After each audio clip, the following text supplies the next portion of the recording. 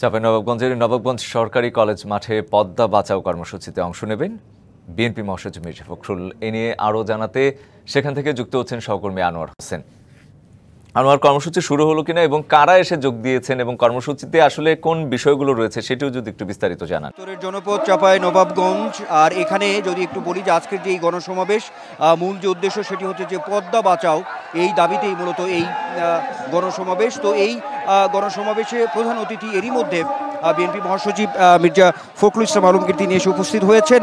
আর নিশ্চয়ই দেখতে পাচ্ছেন চাঁপাইনবাবগঞ্জের এই নবাবগঞ্জ সরকারি কলেজ মাঠ এখন কিন্তু অনেকটাই পরিপূর্ণ হয়ে গেছে। আপনি নিশ্চয়ই দেখতে পাচ্ছেন এখানে একটি বিপুল সমাগম ঘটেছে। যে বিষয়টি এখানে সামনে আনা হয়েছে আজকের এই গণসমাবেশকে কেন্দ্র করে, যদি বলি কয়েকটি স্লোগানকে সামনে আনা হয়েছে, সেই জায়গা থেকে বলতে চাই যেমন আমাদের গঙ্গা পদ্মা আমাদের অধিকার, ন্যায্য পানি বন্টনে হোক সমাধান, এমন বাঁচাও পদ্মা বাঁচাও দেশ সবার আগে বাংলাদেশ।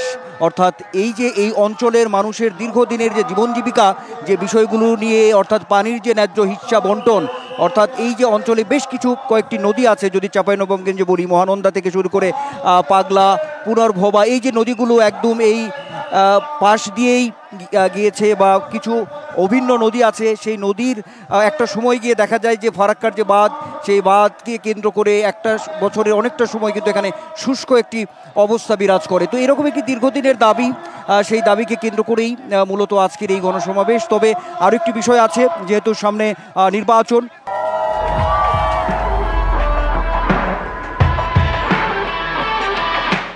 সেই নির্বাচনকে কেন্দ্র করেও যে এখানকার যে স্থানীয় নেতৃবৃন্দ আছেন যারা এখানে সামনে নির্বাচনে প্রতিদ্বন্দ্বিতা করবেন, তো তাদেরও একটি জানান দেওয়া যে বিএনপি ক্ষমতায় আসলে, সরকারে গেলে এই যে দাবিগুলো আছে দাবিগুলো পূরণ করা থেকে শুরু করে আরও কিছু প্রতিশ্রুতির জায়গা আজকে হয়তো এই গণসমাবেশ থেকে আসবে।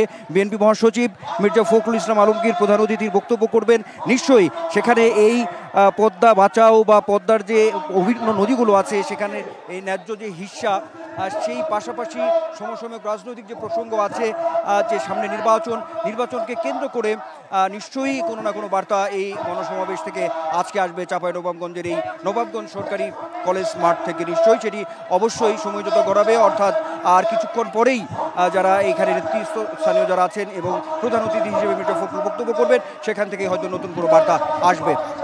রঞ্জন, আনোয়ার, আপনাকে ধন্যবাদ।